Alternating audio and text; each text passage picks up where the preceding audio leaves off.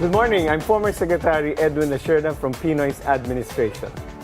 Good morning. I'm Attorney Margaux, Salcedo, former spokesperson from President Joseph Estrada's administration. And we are the Spokes.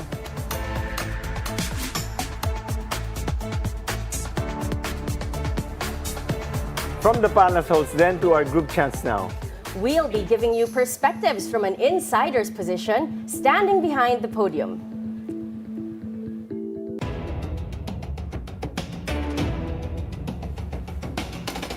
So yesterday's latest Senate action noted by the spokes, Senate minority walks out from session over what they claim as improper procedures on proposed rule change. Did you watch last night? Oh, yes. Wow. I definitely watched last night. That was very, very exciting. So how do you assess the whole situation? I think we have to give credit to the solid minority bloc because they really did their best to uphold the integrity of the Senate, Right. I think, yeah.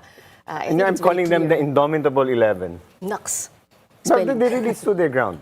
Yeah, I think because we have to. Okay, so for those who missed the action at the Senate last night, maybe we can give them a bit of a Yes, go recap. ahead. Yeah, so there was a motion by Senator Marcoleta to amend 41C of the rules, which is he was trying to propose the remote participation of some senators.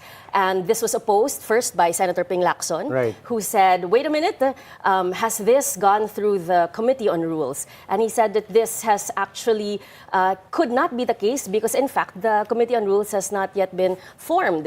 And Senator Pangilinan supported this motion and said, we have some questions and this should go through the motion rules. Senator Cayetano was saying, no, this does not have to go through the Committee on Rules because a motion is sufficient. And Senator Pangilinan countered by saying, no, at the very least, even if we will go with what Senator Cayetano is saying, that it does not have to go through the Committee on Rules, this should be at least 1 day. We should be given at least 1 day. And Senator Cayetano was just so adamant in pushing it last night. He wouldn't let it go. So Senator Erwin Tulfo, in his American accent, said, what's the hurry? And he's right. What was the hurry, diba? Because there's a process that should be followed. So. It really started from May 11. And so the concern of Erwin Tulfo was very, very valid because the first motion on May 11 after Bato de la Rosa surfaced and then they were able to change the majority. So Alan became Senate President. One of the first motions that they came up with was from Marcoleta moving to amend the rules on electronic voting. So the question is, why are you so in a hurry to amend the rules right after surfacing Bato de la Rosa? So obviously there's already the intent na baka kukulong siya. So, and that's why from then on, from that motion was stable, obviously, because there was no Committee on Rules. So everybody was expecting, hindi ito matutuloy o lang mayayari because wala pang Committee on Rules. That's why nabigla lahat sila. Bakit ito? Wala pang committee? Ping Lacson came up, meron na bang report ng Committee on Rules? Wala. Di ba? So, kaya talang nag-umpisa na yung debate. And Senator Tito Soto is also, who apparently has been head of the Committee on Rules twice in his various years as senator, was quick to point out, I am the minority leader and therefore I should be an ex-official member of the Committee on Rules and yet I have not received any call whatsoever. So sabi niya, binabraso na ba to? Which Senator Cayetano tried to make it appear as if he was just being emotional, but in fact it was a very valid point because it seemed to be very hurried and rushed. You know, I'll say this very, very frankly. From May 11 onwards, the face of public opprobrium on the Senate majority is Alan Cayetano. He has railroaded the rules. They created the Senate Protective Custody to protect Bato de la Rosa in violation of the constitutional provision of privilege from immunity, which does not apply to Bato because the penalty that Bato was charged with was beyond 6 years. And then afterwards, then you had the Senate first time gunfight, shooting. Na yan pala ang unang pumutok was their own person. And then after that, nagtampo si Alan, nagtampo si Pia, walang kumakamusta sa amin. It's the first time, have you ever saw a public official asking for... Kayo po, kumusta naman po kayo? Okay ako ngayon. But this is the first time that you saw, I was saying President Cory Aquino underwent 9 coup attempts. Hindi, yung the bloody, si Noynoy Aquino, tinama may bala. To his neck, there was a bullet lodged on his neck. So, and then after this, hindi pa rin, kaya pinasok nga, ang tingin ngayon, kaya ang minamadali, because kahapon, ang ating magiting na Ombudsman Boying Rimulya biglang nag-press con at sinabing pipirmahan niyo yung information kay kay Jingo Estrada. So, nakita nila that, ang dami may kaso. Ang dami may kaso. Ano na ba ang bilang ngayon? Tapos si Joel Villanueva. I was trying to count. So, ang bilang ko po 8 eh. Sino yung 8 nga? Okay, so 4 for plunder. So, Chis Escudero, Marcoleta, Jinggoy, Villanueva for plunder. And then the ICC warrant, so there's Bato, and pending Senator Bongo. And then there's the Villar siblings for SEC. Yeah. So, ang dami pala. So that's 8, yeah. So, kaya nga, that's why, when yesterday, ang nakaka-insulto, si Senator Marcoleta, when Senator Risa questioned the rules, he said, ang problema sa inyo, wala kayong legal background. Masabi ko lang sa inyo, Senator Marcoleta, bago lang po kayong senador. Si Senator Risa Ontiveros, maraming pong batas na ginawa. Nagproprotekta sa mga kababaihan. May 1,000 days for maternity leave. May anti-hospital deposit para sa mga mahihirap. Safe Spaces Act, yung ginawa ni Bong Suntay, bawal yun. Batas din niya po yan. Marami pa siya ibang mga batas na ginawa. Kahit po siya walang legal background, kahit hindi po siya abogado, mas abogado pa po siya kaysa sa inyo.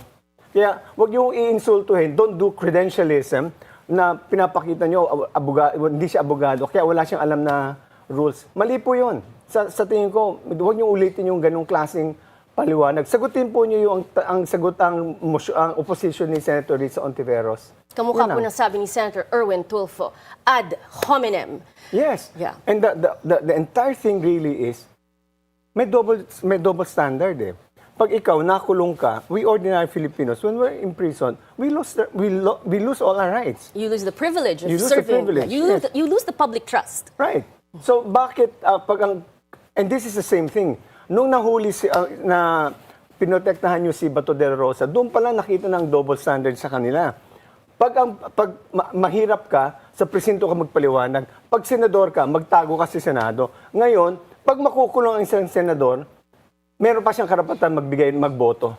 This is really double standard. Hindi nyo ba napapansin, nawawala ang tiwala sa inyo, Senate President Alan Cayetano, dahil sa mga ginagawa nyo is in violation of the modicum sense of justice and fair play. We have to distinguish between protecting public interest and protecting political interests. And the commitment of our senators should be for the public interest, not for political interests. And a while ago, you know what, Senator Kiko Pangilinan was interviewed by Corina and Willard. He said, pwede naman mag-electronic voting kapag may force majeure. It happened in the pandemic. Pero siguro ngayon may pandemic rin. Pandemic ng maraming kakasuong mga senador. In fact, it's still in the rules. So, 41C yung gustong introduce po ni Senator Marcoleta. In 41, A and B, dun sa earlier portions of that very section that they would like to amend, sinasabi na po doon na pwede silang mag-participate, pwedeng magtawag ang Senate President ng may electronic voting. However, kailangan may force majeure. Correct. And yung gusto pong gawin ni Senator Marcoleta, parang magiging pili. If some of you can attend in person, and there's no general reason for everyone to not attend, then why should you be given that privilege? It's special and it should not be allowed. There's a term in English which applies to this thing. It's called the elite exceptionalism. Nagbibigay kayo ng pribileyo sa mga matataas, sa mga nasa poder, tulad ng mga senador, tulad ninyo. Ano ang public interest sa amin kung walang force majeure? Ba't kayo magagawa ng electronic voting? By the way, si Senator Frank Drilon, paulit-ulit niya, nung nag-guest siya, paulit-ulit niyang binabalaan ang Senado. Delikado ito, i-oppose niyo yan dahil this was really meant to protect the potential senators from pag na-arresto sila, wala na silang boto. Dahil si Bato, kasi may impeachment trial tayo ngayon. Di ba? So, this is, tama sabi ni Margaux, ito ba national interest or political interest ang pinoprotektahan nyo? Meron na tayong force majeure. Ano pa yung papalitan nyo? Di ba? Yun lang. Yes po, tama yan. Also, noted by the spokes, The Department of Justice is now studying whether Senator Robin Padilla could face possible charges for allegedly helping Senator Bato de la Rosa evade authorities. Oh, Ay, isa pa pala. Did you count Robin? is there... Oh, wala pa. Pwedeng number 9. Yeah. Pwedeng number 9. But I think it already said, the DOJ secretary seemed to have said that they will base all of this on his statements Yes. In the Senate. But it seems like at the moment, sinabi naman po parang nakisakay lang sa kanya. So it seems like he's in the clear as of now. So we don't know po.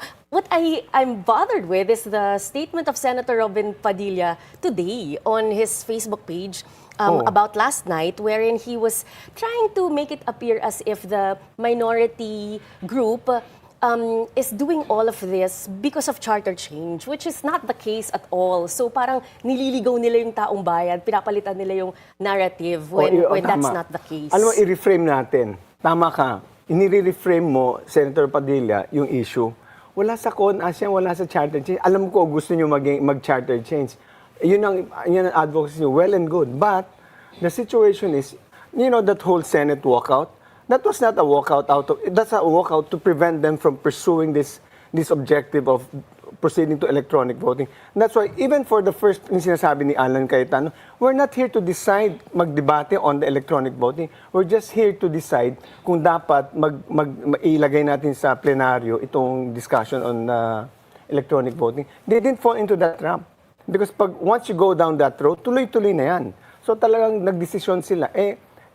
Akala nga si Tito, by the way, there were 2 Senate presidents, si Migs at saka si Tito Soto were former Senate presidents. That's right. And there are several Senate pro tempore and majority floor leaders. Alam nila ang rules.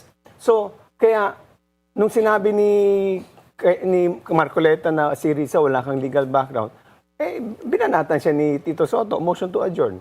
I think what they were doing was they were really protecting the integrity of the Senate. That is the essence of it.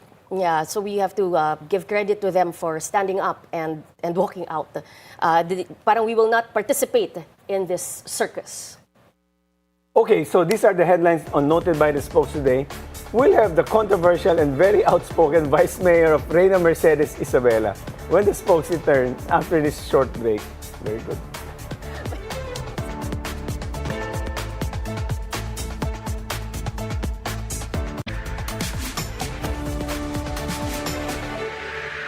And the spokes is back. What started as fiery online criticism against the Marcos administration has now escalated into a legal and political firestorm. Where does free speech and criminal incitement begin? Joining us is the Vice Mayor of Reina Mercedes, Isabela, Attorney Harold Respicio. Welcome to the Spokes, Attorney Harold. The feisty Harold. Good morning to the two of you. I'm happy to guest for the best-looking hosts on TV. Yeah, buddy. Yeah, pere! What's that? Yeah, buddy. Attorney Harold, I watched your that clip wherein they were saying that you were inciting to sedition. Ang dami niyo nga pong energy. Sure. Opo. And parang campaign po siya.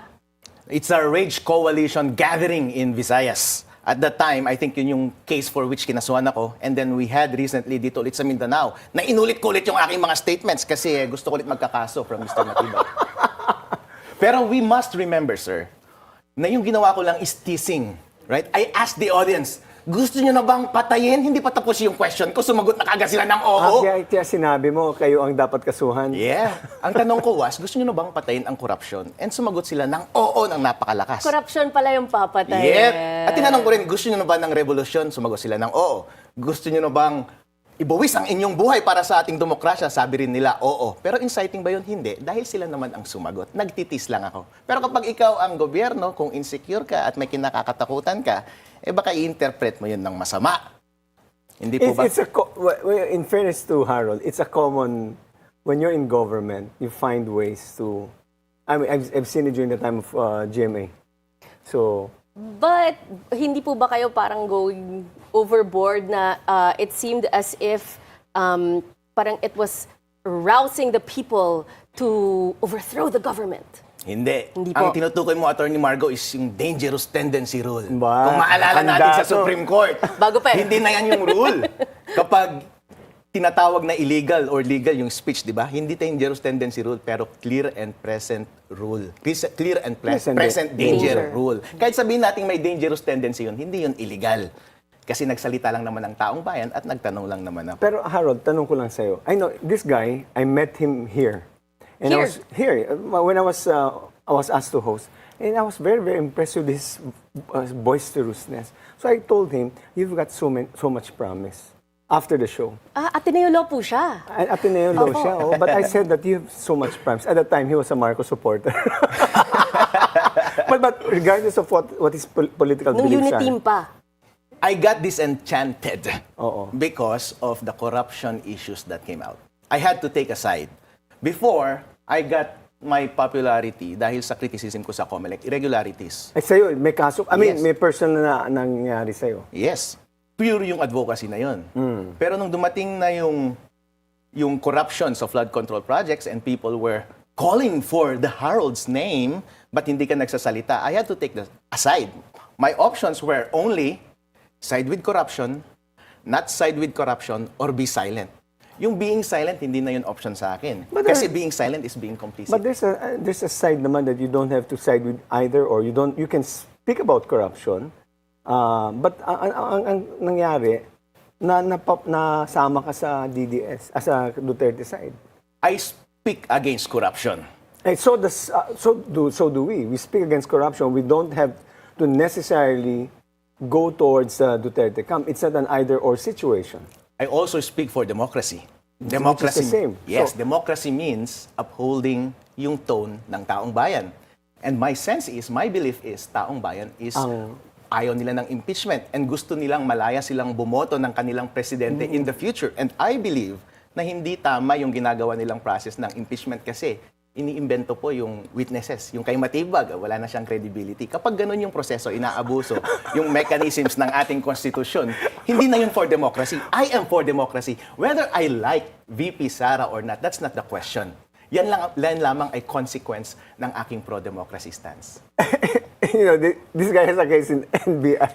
And he says, Melvin Matibag has no credibility, the director. But ang tanong ko lang, Harold, sabi mo, ang taong bayan ayaw na impeachment. Pero ang survey sabi, nakailang survey na gusto nilang ituloy itong impeachment trial. So, if you're really listening to the voice of the people, this is what the survey is saying. Those servers are a lie. If you want to know yung tone ng tao, tignan ninyo yung medium through which sila nagpa-participate. Ano ba yung medium na yun? It's social media. And if you survey the post, yung may Po ba yung puro pinakamata... trolls? Yeah, trolls ni BBM. Yung mga comments for Sara mostly Walang are trolls organic. walang trolls I am DDS. organic. I'm not a troll. Yeah, but you're saying that the DDS have no trolls? They might have. They might have. But if you look at the organic engagements, overwhelmingly, it's for Sara. And I only speak for the people. And me, I'm also organic. Wala namang nagsasabi kung anong gusto kong gawin. Ang importante is, we're anti-corruption and we're pro-democracy. Kung ang consequence man yan ay I am against BBM and I am pro-Sara, well, so be it. As long as I'm pro-people. So dun po sa pro-people, so gets ko po na maraming tao na ayaw na ma-impeach si Vice President Sara Duterte. But you, as a fighter against corruption, do you also believe that there should be no impeachment against VP Sara? Putting aside the populist, the sentiments of the people, as someone who is fighting against corruption for our democracy, do you think we should not have and not pursue the impeachment against VP Sara? Maganda yung mechanism ng impeachment sa ating konstitusyon kapag ginagamit ng maayos. Kaso nga lang, lumabas yung mga issue na yung mga members ng impeachment ng Committee on Justice ay binayaran. Kung makikita mo yung credibility ng kanilang witness, ay sinungaling. Yung mga ebidensya ay kung saan-saan kinuha at illegal na inacquire. Bilang abogado, Atty. Margaux. Masa-cyber libel ka dito sa ginagawa mo. Kung titingnan nyo yung mga yun, re-respetuhin nyo ba yung process na yun?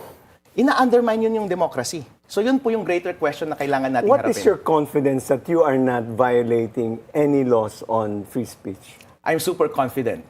Because if you are inciting, you must actively telling the people to rise up against the government. Inciting to rebellion, to take up arms. Or kung patayin nyo si BBM, yun yung mga inciting. Or huwag kayong sumunod sa mga batas. Pero abogado ako, alam ko yung ginagawa Pero ko. ano yung ibig mo sabihin sa revolution pala?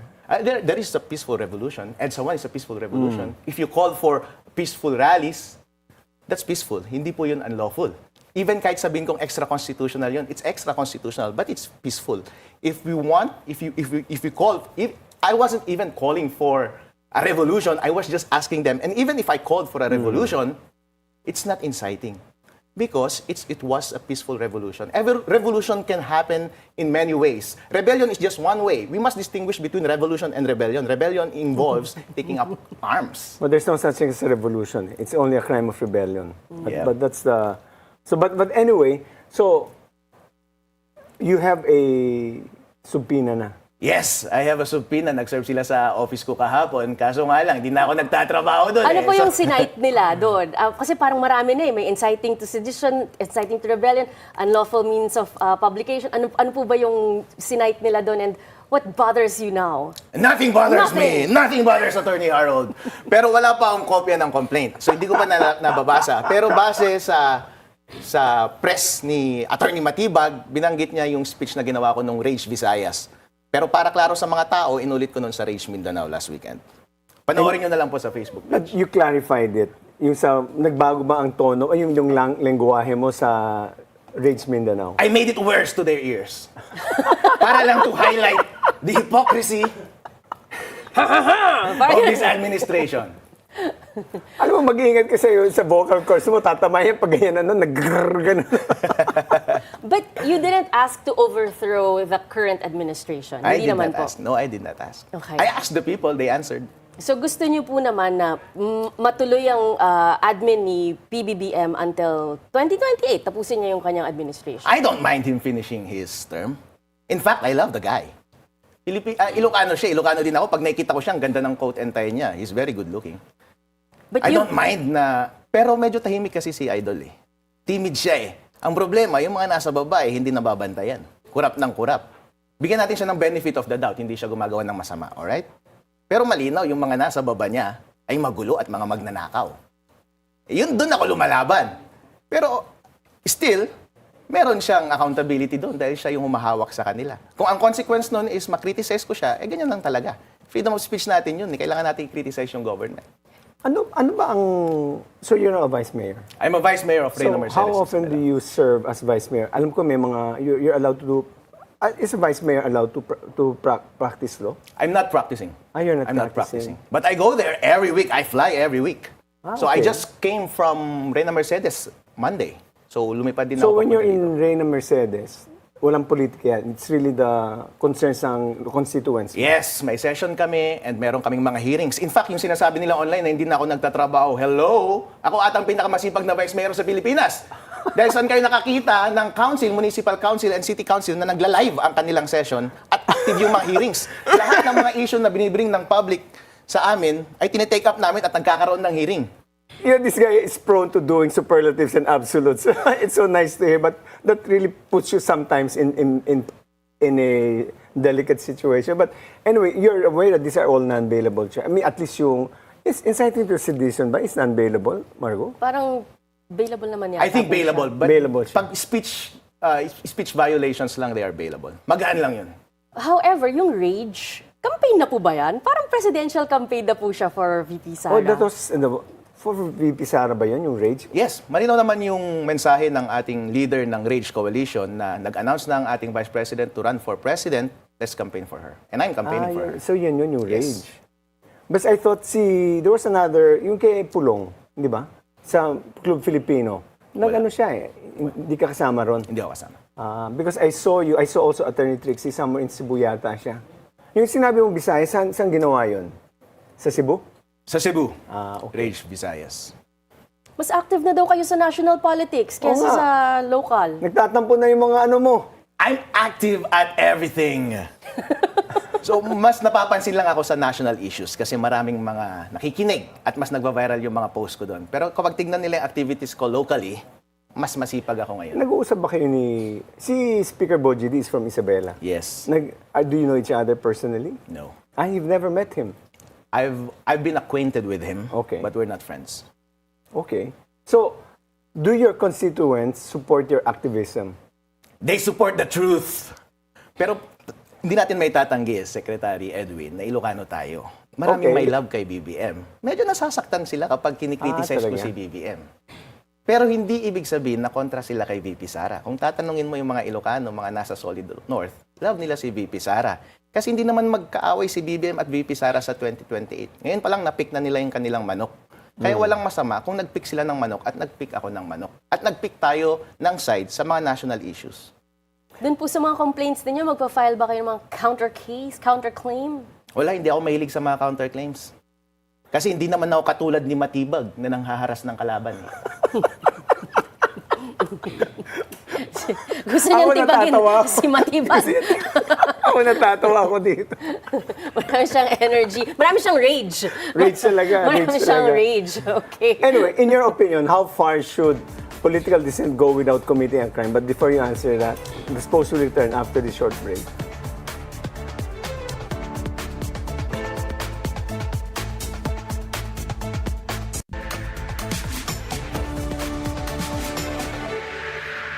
And the Spokes is back, still with Attorney Harold Respicio. Our hanging question, in your opinion, how far should political dissent go without committing a crime? Alright, kapag nag-commit ng isang tao ng crime, tignan mo lang naman yung elements. At ang elements, sabi kapag inciting to rebellion, iniengganyo mo yung tao na mag-take up ng arms to overthrow the government. Meron ba akong nabanggit na mag-take up ng arms? Wala. Kapag inciting to sedition naman, sedition ibig sabihin, sinasabi mong patayin mo or saktan mo yung mga nag-occupy ng government agencies or wag mong sundin yung mga batas. Nag-udyok ba ako ng taong bayan na gumawa ng ganon? Hindi. Dahil tinanong ko lang naman sila at sila ay sumagot. At kapag sila ay sumagot, speech nila yon at karapatan nila yon. Hindi sila nag-incite at hindi rin ako nag-incite. Kahit na sino po sa Pilipinas ay malaya po tayong mag-criticize ng mga maling gawain ng ating gobyerno dahil karapatan natin yan. Ano sinabi mo kanina kung patay, ganyan? Sabi, di ba? Siyempre tinutokso ko lang. Okay. Tinutokso ko lang sila. Sige, ihambing natin yung sinabi mo, explanation mo sa sinabi ni VP Sara, yung midnight rant niya na ay papatayin ko si BBM, si First Lady at saka si Speaker Romualdez. Ayun. Conditional yun. Conditional yun. Sabi niya, kapag namatay ako, mamamatay sila. Okay. Pero hindi naman niya sinabi na, taong bayan, patayin niyo sila. Walang ganun. Yung sinabi ko ay, gusto niyo na bang patayin? Hindi pa tapos yung sentence ko eh. Kasi nasa isip nila si BBM ang tinutukoy ko. Ayoko namang patayin yung tao na yun eh. Pero Patayin Harold, ano ang sa tingin mo, ano ang ebidensya ang hawak nila na sa tingin mo ilalabas ng ebidensya against you?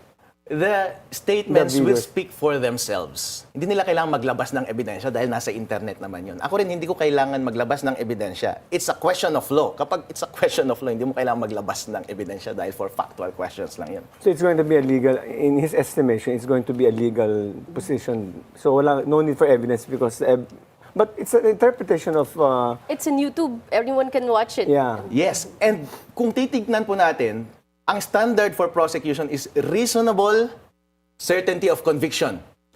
Ang standard sa court ay proof beyond reasonable doubt. Pero kapag ako ang nagtanong at sila ang sumagot, hindi mo alam yung intention ko. Merong plausible deniability. O, di walang reasonable certainty yun. So it negates reasonable certainty and it negates proof beyond reasonable doubt. Si Senator Marcoleta, sabi niya, they were filing the cases against him daw to silence him. Do you think that this is also an attempt to silence you? Yes! Kasi marami namang nagko-call online. As a matter of fact, mas explicit sila dun eh. Sabi nila gusto nilang patayin si BBM. Gusto nilang patayin si Matibag. Gusto nilang magkaroon na ng himagsikan. Maraming mga NPA na nagsasalita niyan online. Pero bakit hindi sila kinakasuhan? Bakit ako lang kinakasuhan? Dahil ba ako ang pinaka-effective sa lahat? Siguro kasi ganito ka magsalita. Alright! Let's go, baby! bakit kailangan ganyan ka magsalita? Wala mo si Margaux, hindi na ito business reporter, pwede na ito political commentaries. Where does that voice come from? Na-inspire siya. Okay, your online content is highly emotional, confrontational, and sometimes angry. Do you think that helps or harms public discourse? It helps because anger is the duty of the righteous. Anger is the privilege of the strong. But anger is short-fused. It's short-fused, but it's effective. Only for a short period of time. Because people will have to look, is this guy just so emotional or does he have something, is he is he supported by some intellectual arguments against what he's fighting for? If it's effective in the meantime and the objective You'll is take achieved, it's effective. In the last analysis, I'm not here to please the intellectuals. I'm here to please the truth. You're here to rile the public. No, But let me ask you a question. So obviously, kahit pa paano, merong parang kaba. Di ba? I mean, pag sinampahan ka ng kaso, initial reaction, ba't ako kinasuhan? Pero, do you feel honored that you are being sued? no. Kasi parang feeling mo, kaya sabi mo, dahil ikaw na mismo nagsabi, kinakasuhan ba ako dahil akong pinaka-effective? Power is a game. And Matibag played his card, and it's a turn well played. And I'm also playing my card, and we're playing in a fun way. I like it. But power is addictive, by the way. So if you fall into that, don't you think that you should also check yourself once in a while, so that because I told you when we were off the air, you have a bright political career. So just make sure that you do it well. Politics shouldn't be a career. I'm not here for the long term. Truth doesn't compromise. So every time na kinakaharap natin ay moral questions and options, just choose the So what's right your plan? thing. You don't plan to do a career. So what the hell are you doing with this? I'm just trying to be heroic. But In it's- life, we don't know whether we're going to win or lose. Just Okay. be heroic in any instance. At every instance, be heroic. And yun ang gusto ng Panginoong Diyos para sa atin. Kahit hindi na ako maging sikat, kahit after nito, patayin na nila ako, yun nga ang sinasabi ko eh. Kahit malaos na ako, kahit wala akong political career, okay lang Hindi, eh. mataas ang views natin pag ikaw nandito.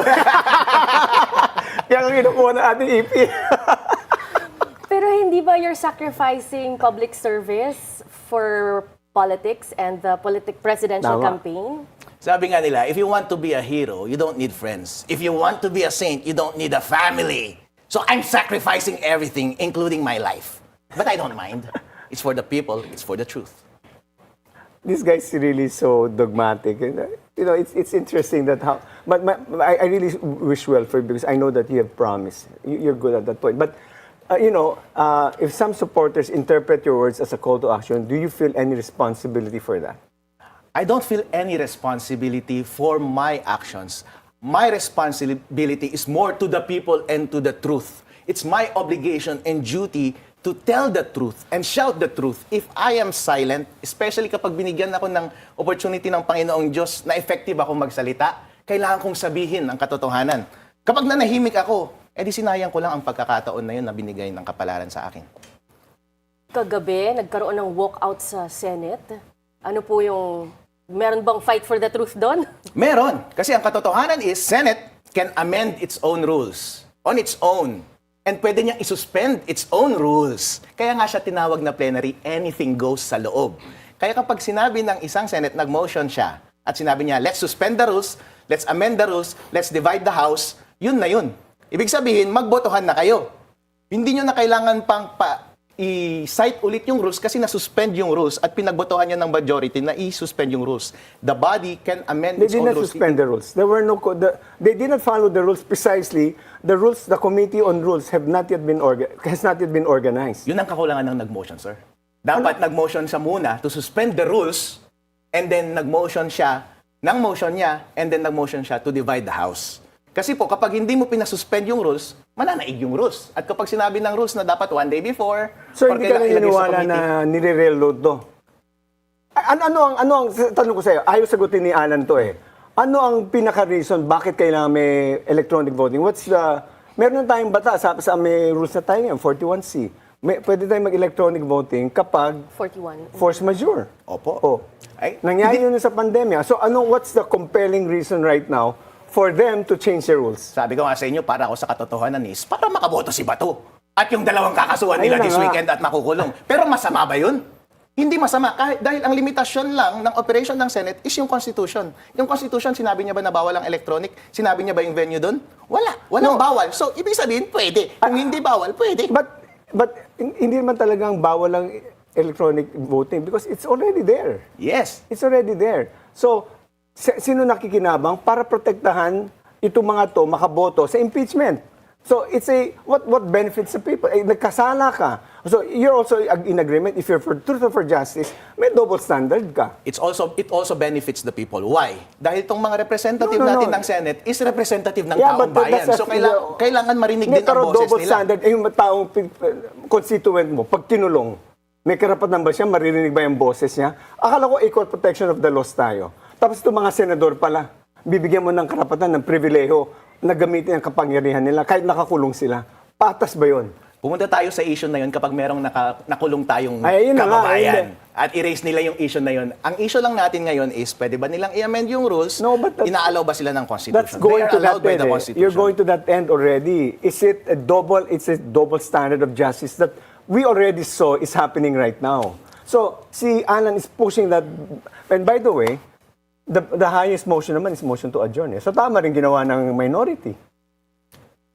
Na-sustain ba yung adjournment? Nag-adjourn. Nag-adjourn. Alright, no problem. Wala tayong problema dun.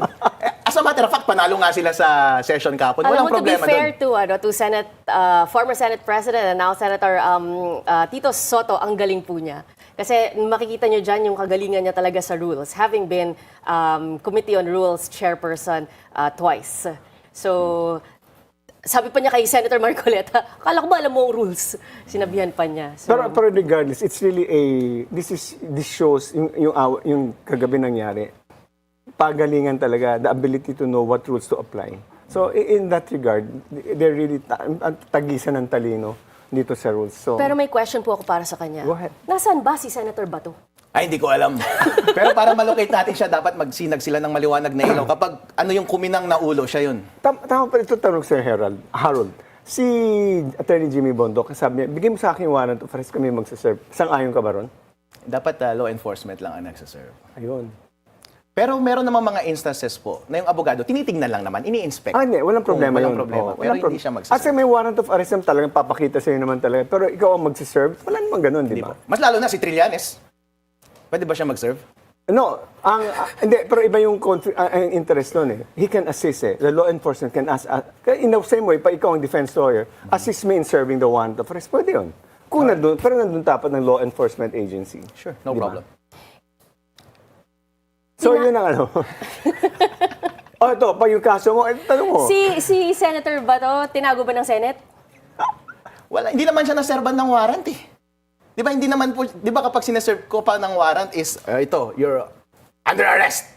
Kapag hindi ka pa na under arrest, malaya ka pa. Ang kwento ng, ang kwento kasi ng NBI, they presented themselves as NBI, tumakbo na. So there was no opportunity to present the warrant. So hindi siya nagtago, And by the way, walang nagtakas. Under the rules of court, you don't have to present the warrant of arrest. You can present after he's arrested. Pwede yan sa rules of court natin. Kaya nga po siya tinawag na warrant para kapag sinabi arestuhin kita, anong warrant mo? Pero anong So para sa'yo, yun yung hindi pa proof. fugitive si Senator Bato ngayon for you? Yun yung legal question na nasa Supreme Court ngayon na hindi pa nila sinasagot. But what's your opinion? What's my opinion? Ang opinion ko is walang jurisdiction yung ICC. Kung wala siyang jurisdiction, wala siyang capability na mag-issue ng warrant. Pero na-resolve na natin yan eh. May jurisdiction ng ICC eh. Sinabi na ng Supreme Court yan. So that's not, we don't have to relitigate that point. Alright. I told you I'll behave today. Kung i-ask kayo ni Senator Bato na maging abogado niya, payag ka ba? Ayoko magsilbi sa kahit na sino man. Ang katotohanan lang ang aking amo. Except yun, sino mag-aabogado pala sa'yo pag sakaling natuloy ito? Meron po kaming law firm. May law At meron firm pong kayo. nag-aabogado sa amin. Kahit si VP Sara, kahit mag-offer siya sa akin ng position na appointed, hindi ako papayag. Kung part of the panel to defend VP Sara, papayag po kayo? Ayoko po.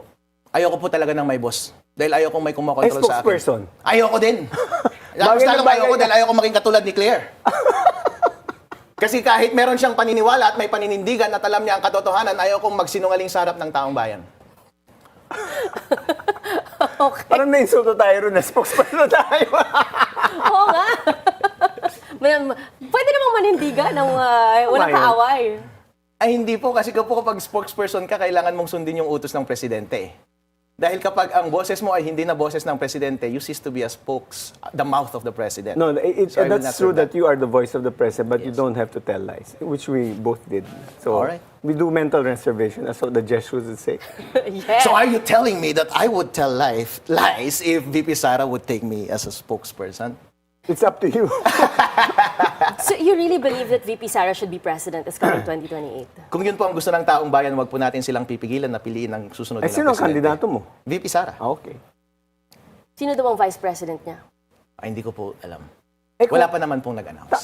You were asking a while ago, kung parang Senator Matil, kung i-offer ka magtumakbo ng Senado ni VP Sara. Ay, hindi po natin malalaman kung anong mangyayari sa kinabukasan. Ngayon nga po, may kaso ako eh. Malay nyo, magtakbo din ako katulad ni Bato. Malay nyo, mamamatay na rin po ako. Mas mauna pa ako maging national hero kaysa maging senador. Ang dami ko na pong mga ex-girlfriend na tinatakbuhan. Ayaw ko na pong tumakbo pa ng ibang bagay. Tough questions by the spokesman. What happened to the multiple charges filed against you by the COMELEC? Meron po pala. Ayun po, meron po. Noon siya nagalit, nag-umpisa nagalit. May trial po. Yun po, meron na? umaandar. Anong kaso to ulit? False utterances or unlawful utterances dahil nagsabi daw ako ng fake news nung sinabi kong posibleng madaya ang ating mga makina. Nangungulekta ka yata ng kaso. Hindi po. Nagsasabi lang ako ng totoo. Ayun nga po ang problema. Yung kaso ng COMELEC laban sa akin, umaandar. Yung kaso ko sa NBI laban kay Chairman George, hindi umaandar. Pero itong si Director Matibag, agad-agad. Wala pang 2 weeks. May kaso na kaagad, may hearing na kaagad. Serve na kaagad ng subpoena. Hindi ka nag-file ng... Yun ang double standard, Hindi ka sir. nag-file ng urgent motion sa NBI? Hindi po. Pero itong si Matibag, hindi naman kailangan ng urgent motion para sampahan ako ng kaso at mag-serve sa akin ng subpoena. Pero balikan po natin yung history ninyo. What made you active as a Duterte supporter? What support have the Dutertes given you and promised you? Bakit love na love niyo po sila? Wala po. Yung pamasahe ko kapag pupunta ako ng Rage Coalition, sa akin po yun. Wala nga akong budget sa amin para sa mga security guard bodyguard. Wala, tingnan yung mga assistant ko, puro volunteer po yan. Ako po, sumasakay lang ako ng bus kapag pupunta ako dito sa Maynila, kung minsan eroplano. Pero kanya-kanya po yan, wala pong promise. Pero po, nung narinig ko na ang taong bayan ay gusto nila ng demokrasya at ayaw nilang mapigilan yung kanilang boses sa 2028 na pumili ng gusto nilang presidente, ay kailangan ko pong sumigaw. Okay. Are you supportive of Amy Marcos na naging kritiko ng kanyang kapatid? Ang dami, hindi po maganda na maraming sinusuportahan, madam. Loyal lang tayo sa isang cause. Ang cause lang natin is anti-corruption and pro-democracy. May tough question ako. Sinabi mo you're against corruption. Lumalabas sa ebidensya sa impeachment, may mga unexplained wealth si VP Sara, may confidential funds siya na nilustay. So ano ang position mo dyan? How do you reconcile that you're against corruption given the weight of evidence that is being confronted against VP Sara? Kung maayos yung presentasyon nila ng ebidensya at mga testimonya, wala akong problema doon. Kaso nga lang po, nung pinakinggan natin si Matibag, puro kasinungalingan eh. Kung tinignan natin yung mga ebidensya, hindi maganda yung pagkakakuha. Puro illegal po ang pagkaka-obtain. Tayo po bilang abogado, obligasyon po natin yun sa ating mga kliyente na magpresenta ng katotohanan lamang bilang witness. Pero yung at maayos yung COA confidential funds, may decision na yung COA and bank. Alright, pwede nating sabihin na merong findings. Alright, di naman tayo perfecto eh. Pero tingnan natin yan relatively. Tingnan po natin yung ibang ahensya ng gobyerno, mas marami po. Tingnan natin sa administration ni BBM at kanyang mga tauhan, mas marami po. Bakit hindi sila pinapansin? Yung kay VP Sara, alright, pansinin nyo, walang problema, basta maayos lang. Gamitin nyo yung mga mechanism ng konstitusyon in the right manner. Maayos yung testimonya, maayos yung mga ebidensya, wala po akong problema niyan. Pero kapag ginagawa nyo ay puro kalokohan para tapakan yung demokrasya ng taong bayan, para ma-undermine yung capability nila in the future na mamili ng kanilang presidente, doon ako kokontra. Sa July, magsa-start na po yung impeachment trial against VP Sara. Do you think that malulusutan niya to? Yes, I think malulusutan niya ito dahil hawak natin yung majority ng Senate. Hawak natin yung majority ng Senate. Anong kanta yun? Di ba? Hawak na. Nilulura ko para kumanta ng hawak mo ang beat. Kumanta ka na, sige. At saka hindi nila pwedeng i-recycle yung issue na tinake up na nila sa Committee on Justice. Alright, kinagat na ng taong bayan yan, hindi naman natuwa yung taong bayan. Meron ba silang bago na ipepresenta sa Senate? Kung wala na silang bago na ipepresenta sa Senate, mahirapan na silang i-convince yung public na mag-change pa ng opinion. And therefore, kapag side nila yung majority, mas mahirapan na rin silang mag-shift ng sides. Pero kaya ba nila pinipilit yung numbers? Kaya ba nila nire-railroad kagabi para lang ma-save si VP Sara by means of the numbers? Para lang siguro mapalitan yung leadership. Para po kasi ma-impeach 2/3, hindi kailangan absent or present, 16. Kaso nga lang po, kung i-change mo yung leadership ng Senate, yun, baka kailangan mo talagang ng number base sa quorum or base sa presence. So, bodily presence. the first time I met you, you were pro-Marcos. The second time I met you, you're pro-Duterte. Baka ba the third time I meet you, baka iba na naman ang ano mo. Ha? But anyway, maraming salamat, Harold. So, ay, ano pala plano mo for 2028? Wala pa akong plano. Wala Dahil kang plano. pwede po akong ipakulong ni Director Matibag, pwede rin niya akong patayin, hindi natin alam. Ano pa ang message niyo para sa kanya? I love you, sir. Gawin mo nga yung boses ni Harold. I love you, sir! Okay. Ano pang personal message niyo for him, bukod sa inyong expressions of love? Just keep it up, boy. You're doing it right. You're doing it well. I mean, you're doing it well for the outcome you intended. Okay. All right, that's it. So thank you so much, Attorney Harold Respicio, Vice Mayor of Reina Mercedes, Isabela. In a democracy, words can inspire, divide, or ignite. Freedom of speech is rarely absolute. No legal system permits speech that causes harm. And while we pride ourselves in a thriving democracy, we must likewise remember that ours should be a government of laws, not of men. One driven not by political survival, but committed to the common good. I'm former spokesperson Margaux Salcedo. And I'm former Secretary Edwin Lacierda. And we are the Spokes.